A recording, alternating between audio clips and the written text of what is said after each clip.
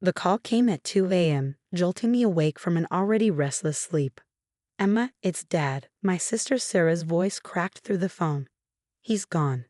I sat up, my heart pounding against my ribs. Gone. The word echoed in my head, hollow and final. Even though we'd known this day was coming, Dad had been sick for months. Nothing could have prepared me for this moment. "I'm at the house now," Sarah continued, her voice steadying. "You should come. There's paperwork we need to handle." My name is Emma Chen, and at 32, I was about to learn just how quickly family ties can unravel when money enters the picture. Dad had built his tech company from nothing, turning it into a $15 million empire through decades of relentless work. Now, with his passing, everything was about to change. I arrived at our family home just as dawn was breaking. The sprawling Victorian mansion looked exactly as it always had, pristine and imposing, but something felt different. Empty. Sarah met me at the door, her designer outfit immaculate despite the early hour. She'd always been the polished one, the daughter who perfectly fit into Dad's world of board meetings and charity galas. "You look terrible," she said, eyeing my hastily thrown-on clothes. Classic Sarah, always ready with a cutting remark. "The lawyer's waiting in Dad's study. We need to go over the will."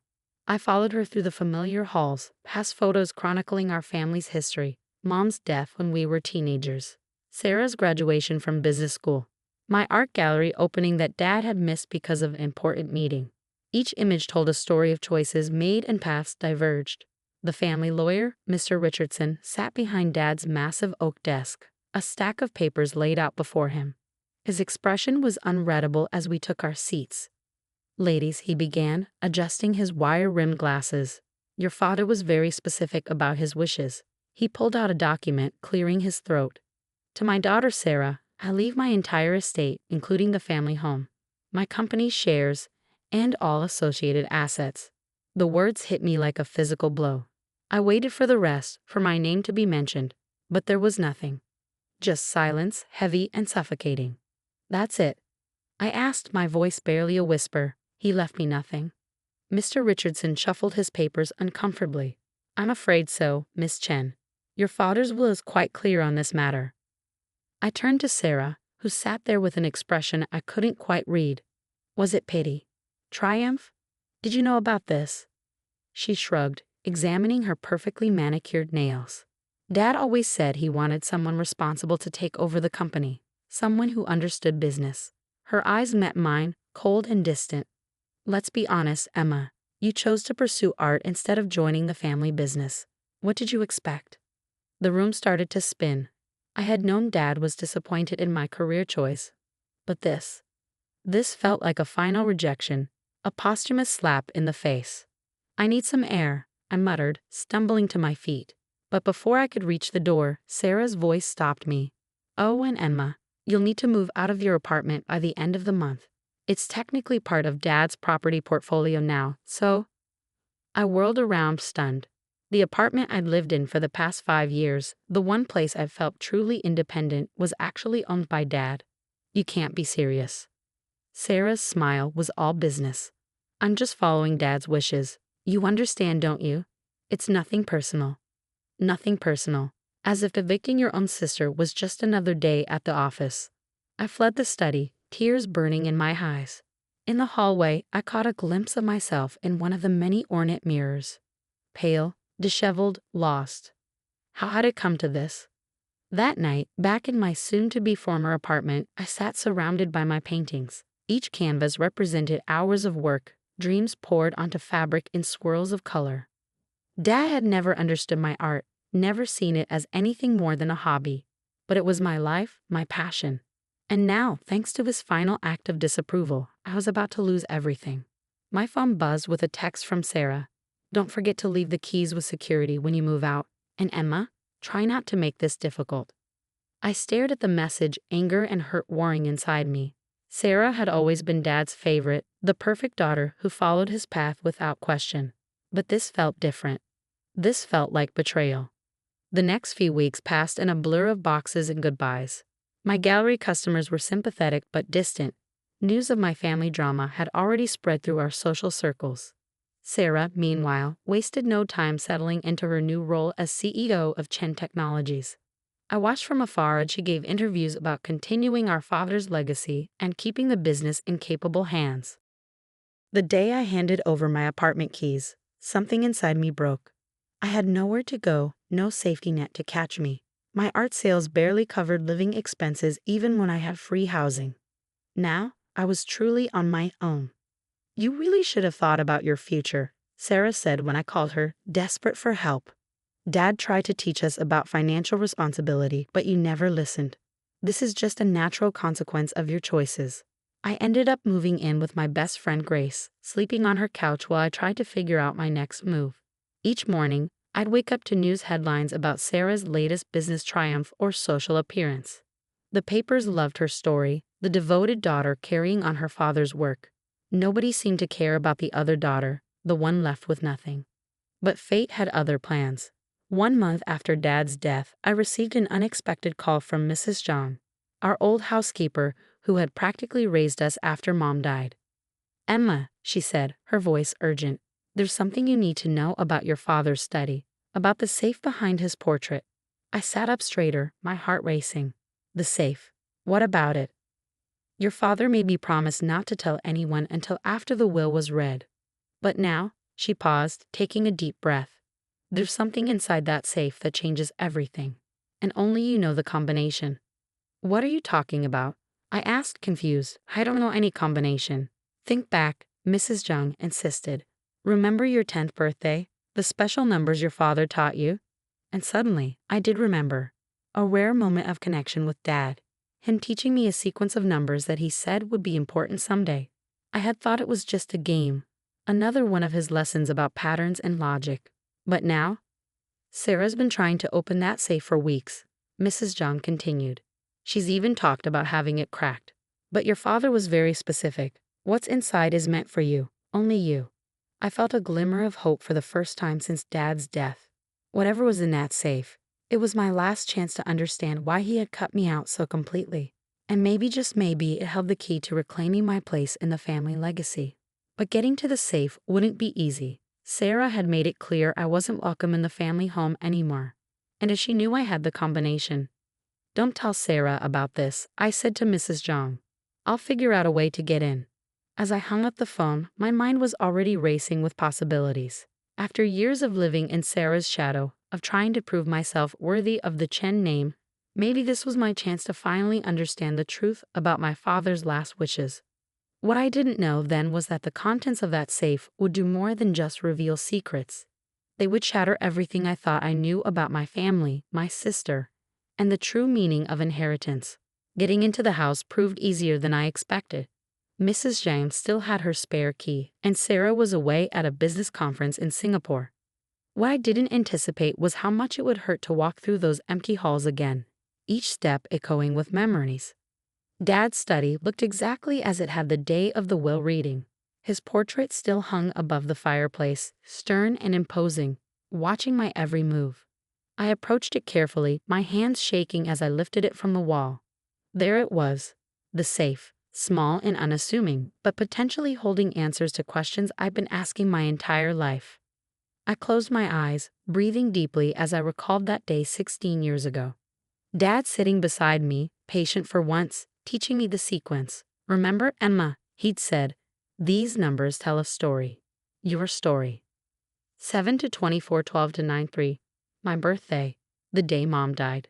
The number of paintbrushes in my first art set. The safe clicked open. Inside was a single envelope, thick with documents and a USB drive. My heart pounding. I opened the envelope and began to read. "My dearest Emma, if you're reading this, it means you remembered. You always were more observant than anyone gave you credit for, especially me. I owe you an apology, one that's long overdue." Tears blurred my vision as I read on. The letter explained everything. Dad hadn't cut me out of the will out of disappointment. He'd done it to protect me. To protect both his daughters from a truth he carried for years. Chen Technologies, his $15 million empire, was built on stolen technology. He'd taken the core innovation from a former partner, driving the man to bankruptcy. That partner had died penniless, leaving behind a daughter who'd grown up in foster care. The guilt had eaten at Dad for years. He tried to find the daughter to make amends, to return what he'd stolen. But she vanished. The company's success was tainted, every dollar earned stained with betrayal.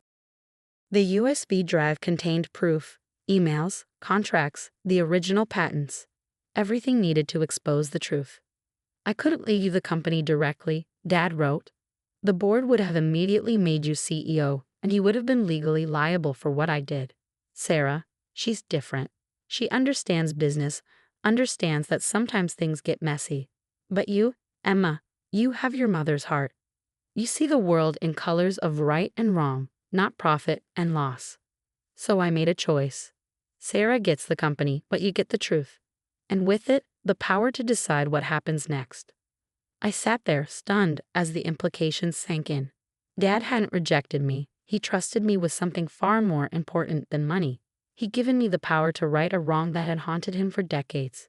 But before I could process what to do next, I heard footsteps in the hallway.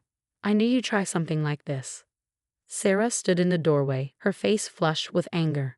She must have cut her trip short, somehow knowing I'd make this move. How dare you break in here? This is my house now, or have you forgotten? Did you know? I asked, holding up the letter. Did you know what Dad did? Her expression flickered. Just for a moment, but it was enough. Of course I knew. Dad told me years ago. It's how business works, Emma. Sometimes you have to step on people to get ahead. There's a woman out there who grew up with nothing because of what Dad did, I said, my voice shaking. Her father died thinking he was a failure. Sarah's laugh was bitter. And what are you going to do about it? Expose everything? Destroy the company? You'd be ruining yourself too. The Chen name would be worthless. She stepped closer, her voice softening. Be reasonable, Emma. I can make this right. Come work for me at the company.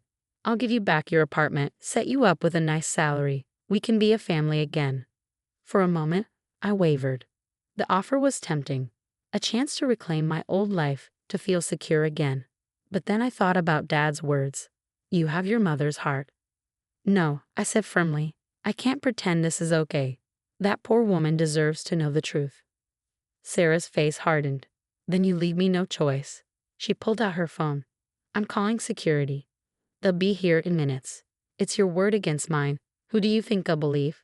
The rightful owner of this house or the jealous sister who broke in? But I wasn't listening anymore. I was looking at the USB drive in my hand, remembering all the times I'd stood in Dad's shadow, feeling like I didn't measure up. Now I understood. He'd been preparing me for this moment all along.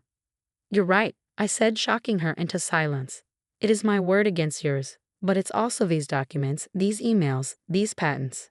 And tomorrow morning, every major news outlet in the country will have copies. You're bluffing, she whispered, but I could see the fear in her eyes. Am I? You said it yourself. I never understood business, never understood when to stay quiet, to play along. So what makes you think I'll stay quiet now? The silence that followed was deafening. Sarah stared at me, really seeing me perhaps for the first time. Not as her artistic little sister, but as someone capable of destroying everything she'd inherited. What do you want? She finally asked. Justice, I replied simply. We're going to find that woman, the daughter of the man Dad wronged, and we're going to make it right. What followed was months of intense negotiation, legal meetings, and hard conversations. We found her, Rebecca Torres, now 35, working as a teacher in Oregon. When we told her the truth about her father, she wept. Not for the money she'd lost, but for her father's vindication. In the end, we restructured the company. Rebecca received a third of the shares, her rightful inheritance. I received another third, not because I wanted it, but because Dad had been right. The company needed someone to be its conscience, not just its business mind. Sarah kept the final third and her position as CEO, but something had changed in her. The day we signed the new contracts, she pulled me aside. I'm sorry, she said quietly, not just for how I treated you after Dad died, but for who I became, for thinking money was more important than family. It wasn't an instant fix. Years of hurt don't heal overnight. But it was a start. A year later, Chen Technologies had transformed. Under Sarah's business acumen, my creative input, and Rebecca's fresh perspective, we turned it into something we could all be proud of. The company now funds art programs in underprivileged schools, my passion project. Rebecca established a scholarship fund in her father's name for young entrepreneurs. And that safe, we kept it, empty now but serving as a reminder. Sometimes the greatest inheritances aren't measured in dollars and cents, but in the courage to stand up for what's right.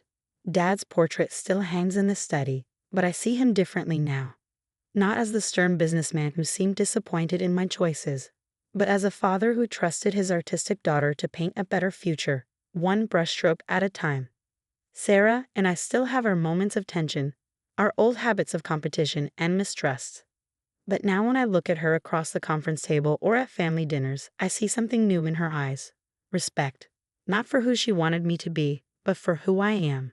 As for me, I kept painting, but now my gallery shows tell a different story. They're about family, redemption, and the complex colors of truth. My latest piece hangs in the company lobby, a portrait of two sisters, standing together, neither one in the other's shadow. Sometimes visitors ask about it, and Sarah always tells them the same thing. It's about inheritance, not the kind you can put in a safe, but the kind that lives in your heart. She's right. Some inheritances are measured in millions, others in moments of truth. Dad left us both. We just had to learn how to balance the books.